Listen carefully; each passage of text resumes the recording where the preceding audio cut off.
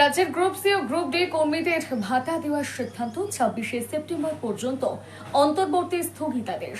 4 সপ্তাহের মধ্যে হলফনামা জমা দেবে রাজ্য। তার 2 সপ্তাহের মধ্যে পাল্টা বক্তব্য জানাবে আবেদনকারীরা। এবারে চোখ রাখবো সেই খবরের বিস্তারিত অংশে। রাজ্যে গ্রুপ সি এবং গ্রুপ ডি কর্মীদের ভাতা দেওয়ার সিদ্ধান্ত 26শে সেপ্টেম্বর পর্যন্ত অন্তর্বর্তী স্থগিতাদেশ। 4 সপ্তাহের মধ্যে হলফনামা জমা দেবে রাজ্য। তার 2 সপ্তাহের মধ্যে পাল্টা বক্তব্য জানাবে আবেদনকারীরা।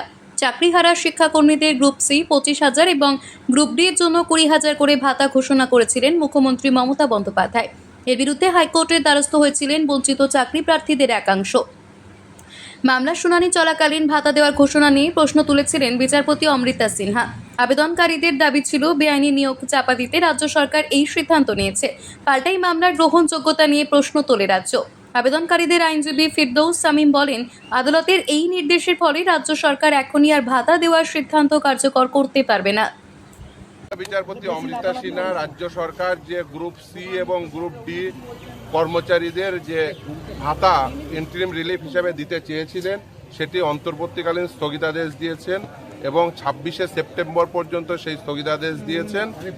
ইন দ্য মিনওয়াইল রাজ্য সরকারকে 4 সপ্তাহের মধ্যে এফিডেভিট দেবেন তারা, এফিডেভিটের অপোজিশনের আকারে। আমরা তার উত্তরে এফিডেভিটের রিপ্লাই দেব 2 সপ্তাহের পরে, 2 সপ্তাহের মধ্যে, এবং তারপরে ম্যাটারটি লিবার্টি টু মেনশন করেছেন, অর্থাৎ তারপরে ম্যাটারটি আসবে। অর্থাৎ যে রাজ্য সরকার যে ঘোষণা করেছিল গ্রুপ সি এবং গ্রুপ ডি এমপ্লয়ীদের ইন্টারিম রিলিফ হিসাবে যে ভাতা দেবেন মাসে 20,000 এবং 25,000 আকারে, সেটির অন্তর্বর্তীকালীন স্থগিতাদেশ দিয়েছেন মহামান্য বিচারপতি অমৃতা সিং।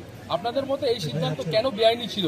দেখুন, তার কারণ এই যে গ্রুপ সি এবং গ্রুপ ডি যে নিয়োগ হয়েছিল বিভিন্ন স্কুলগুলোতে রাজ্যের, সেই স্কুলগুলোতে নিয়োগের ক্ষেত্রে পর্বত প্রমাণ দুর্নীতি হয়েছিল বলেই সেটি কিন্তু মহামান্য সুপ্রিম কোর্ট সেটি বাতিল করেছিল। বাতিল করার পরে সেখানে even West Bengal board of secondary education তারা চেয়েছিলেন যে অন্ততপক্ষে কিছুদিনের জন্য তারা স্কুলে যান। সেক্ষেত্রেও সুপ্রিম কোর্ট বলেছিলেন যে না, তারা স্কুলে যেতে পারবেন না, তার কারণ এই গ্রুপ সি এবং গ্রুপ ডি নিয়োগের ক্ষেত্রে সর্বোচ্চ পরিমাণ দুর্নীতি হয়েছে এবং এই দুর্নীতির পরিমাণ অনেক বেশি।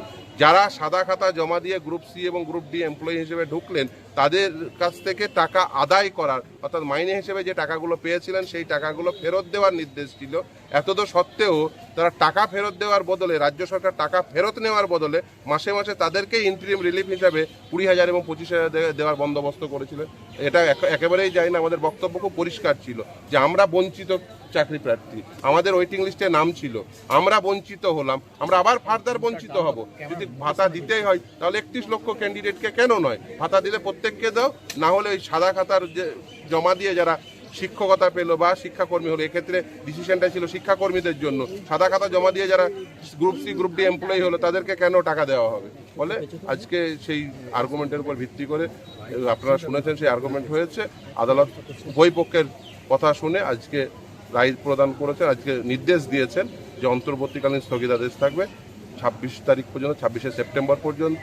4 সপ্তাহের মধ্যে রাজ্য সরকার এফিডেভিট দেবে, তার রিপ্লাই আমরা 2 সপ্তাহের মধ্যে এফিডেভিট দেবো, তারপরে ম্যাটারটি আবার শুনানির জন্য আসবে। অভিযোগ এটা ছিল যে দুর্নীতির পাশে দাঁড়াবার জন্য সরকার এই পদক্ষেপ করছে। একদমই। দেখুন, তার কারণ হচ্ছে এই যে দুর্নীতি হয়েছে গ্রুপ সি এবং গ্রুপ ডিতে, সেই দুর্নীতির সঙ্গে সংশ্লিষ্ট রয়েছে অনেকেই, সরকারি আধিকারিক যেমন রয়েছে সেমন মন্ত্রিসভার সদস্যও রয়েছে। যারা দুর্নীতির সঙ্গে যুক্ত সেই সমস্ত ব্যক্তিদের কাছ থেকে টাকা আদায় করার নির্দেশ ছিল। রাজ্য সরকার এখনো পর্যন্ত কোনো টাকা আদায় করার কোনো প্রকার পদক্ষেপ নেয়নি। এবং শুধু তাই নয়, আমি আর্গুমেন্টের সময় দেখিয়েছিলাম যে কিভাবে টাকা আদায় করতে হবে, সেটাও কিন্তু মহামান্য কলকাতা হাইকোর্ট মহামান্য বিচারপতি দেবাংশু বসাকের ডিভিশন বেঞ্চ সে কথা বলেছিলেন। সেখানে তখন বলেছিলেন যে ডিস্ট্রিক্ট ম্যাজিস্ট্রেটের উপর নির্দেশ ছিল ল্যান্ড রেভিনিউ আকারে সেই টাকাগুলো আদায় করতে হবে, কিন্তু এখনো পর্যন্ত কোনো প্রকার পদক্ষেপ আমরা দেখিনি। উল্টে তাদেরকেই টাকা দেওয়ার বন্দোবস্ত করা হচ্ছে, যেটা কোনোভাবেই কাঙ্ক্ষিত নয়, যেটা দেওয়া যায় না। তার কারণ এই টাকা হলো জনগণের টাকা, জনগণের কাছ থেকে কর হিসেবে যে টাকা পান রাজ্য সরকার, সেই টাকার এইভাবে অপব্যবহার করতে পারে না। আসলে এটা ছিল যে ওদেরকে এই টাকা দিয়ে ওদের মুখ বন্ধ করতে চাইছেন। তার কারণ সিবিআইয়ের উপর একটি নির্দেশ ছিল, সিবিআইয়ের উপর নির্দেশ ছিল যারা এই দুর্নীতির সঙ্গে যুক্ত, বিশেষ করে এই সাদা খাতা জমা দিয়ে যারা পেয়েছেন, এক্সপায়ারি অফ দ্য প্যানেলে যারা পেয়েছেন, তাদেরকে প্রয়োজনে সিবিআই কাস্টোডিয়াল ইন্ট্রোগেশন করতে পারে। একে এরা পয়সার বিনিময়ে চাকরি পেয়েছেন, তারপরে এদের কাস্টোডিয়াল ইন্টারোগেশন যদি হয় তাহলে এরা মুখ খুলতে পারে, তাহলে আরও অনেকের নাম আসতে পারে। এদের মুখ বন্ধ করানোর জন্য ঘুরপথে টাকা দেওয়ার বন্দোবস্ত করা। আরেকবার যদি বলেন যে আজকের এই নির্দেশের ফলে কি কি ঘটতে চলেছে বা সরকার কি কি করতে পারবে? সরকার একদমই যে গ্রুপ সি এবং গ্রুপ ডি এমপ্লয়িদের, যারা গ্রুপ সি গ্রুপ ডি শিক্ষাকর্মী ছিলেন তাদেরকে ওই যে ভাতা দেওয়ার যে ডিসিশন নিয়েছিলেন মাসে 20,000 এবং 25,000, সেই ভাতা তারা দিতে পারবেন না। ক্ষেত্রে অন্তর্বর্তীকালীন স্থগিতাদেশ দিলেন মহামান্য বিচারপতি অমৃতা সিনহা। চালমানি পূজা গোল্ড, মিনিকেট রত্না স্বর্ণ 1010 আর দুধের স্বরের বিশুদ্ধতা একবার খেলেই বুঝবেন আসল স্বাদ। MS তারা শঙ্করী অ্যাগ্রো প্রোডাক্ট, বিশ্বাস আর গুণমানের নাম। যোগাযোগ করুন 7001192179 আমাদের ঠিকানা বাজে কুমারপুর, মাধবদেহি, পূর্ব বর্ধমান 713427। পূজা গোল্ড, প্রতিদিনের পাতে সোনার স্বাদ।